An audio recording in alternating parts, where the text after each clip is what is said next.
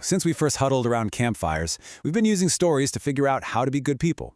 The tools have definitely changed. We've gone from cave paintings to viral clicks, with the goal that stayed exactly the same. So today, we're going to dive into some modern fables that rack up millions of views, teaching us right from wrong, one video at a time. So, let me ask you this. Think about a lesson you learned as a kid, one that you've just never forgotten. How was it taught to you? Was it just a boring lecture? Or was it something more? Well, it turns out the answer is almost always a story. The medium might be a phone screen instead of an old storybook, but the method, it's absolutely timeless. We're about to deconstruct 3 completely different viral videos to see the powerful storytelling machinery working right under the hood. First up, we've got a technique that's as old as time itself, direct opposition. We're looking at a kid's video that uses this incredibly powerful tool, a simple choice between 2 extremes, to make its lesson basically impossible to mess.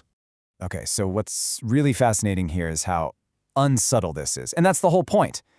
On one side, you've got Liam, the kind brother. He helps his sister get the cereal, he shares the last cookie, that's a big deal, and he saves up for a really thoughtful gift. Then, on the other side, there's Tyler. He's just glued to his video game, he hides that cookie for himself, and he totally forgets his sister's birthday. There's no gray area here, none. The actions are simple, totally relatable, and they create this perfect moral binary. And this is where the lesson lands perfectly. The consequences are just as crystal clear as the choices. Liam, he gets the first biggest slice of cake and is surrounded by his loving family. And Tyler, he's sitting all alone, just watching the fun from a distance, realizing exactly what he's missing out on. For a young audience, it's a super direct and powerful equation. Kindness equals connection, and selfishness equals isolation. Simple as that. All right, let's switch gears for our next example. This story takes a completely different path. Instead of that simple realism, it uses fantasy, the supernatural even, to make an abstract moral threat feel incredibly real and immediate.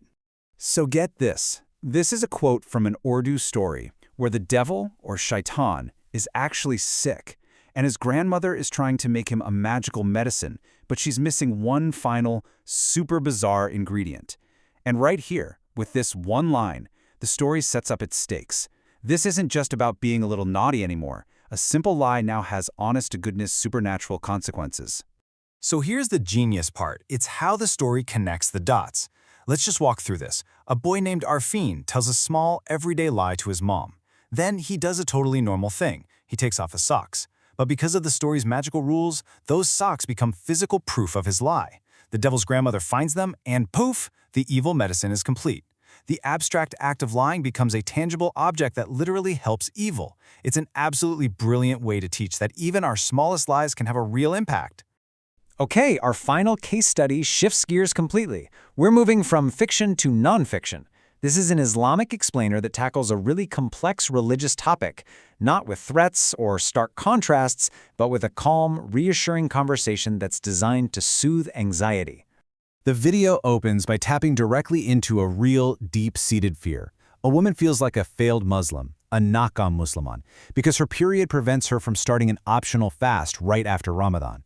She's heard things from other people, she thinks she might miss out on a huge spiritual reward, and she just feels guilty and confused. This perfectly sets the stage for the video's main goal, to provide clarity and comfort.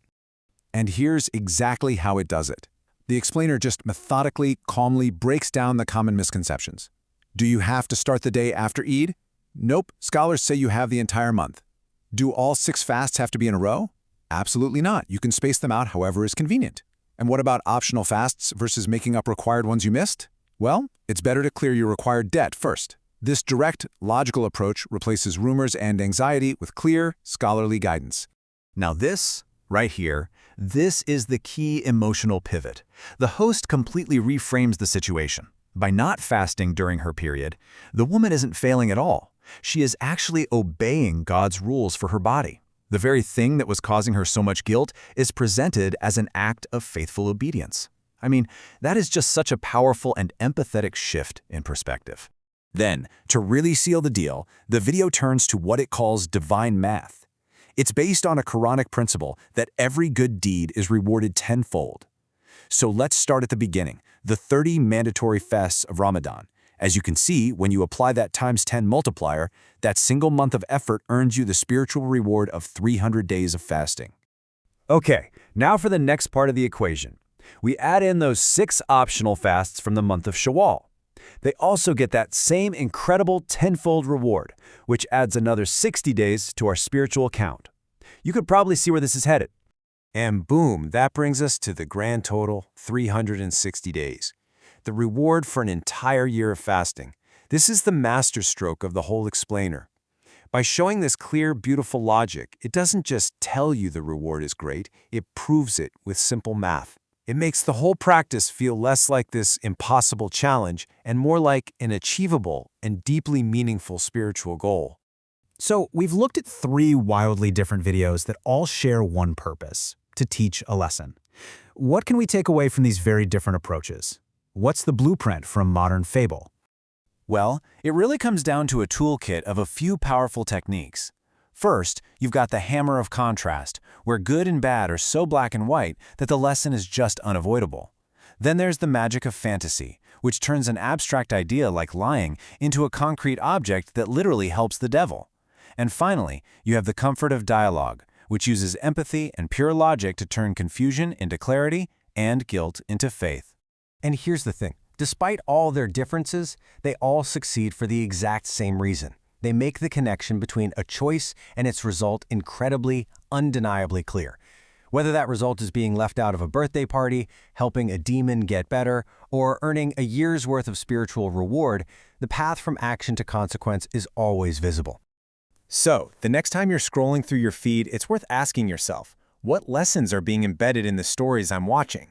What modern fables are quietly shaping my ideas of right and wrong? The storytellers are out there, more powerful than ever before. The only question is, are we paying attention to the tales they're telling?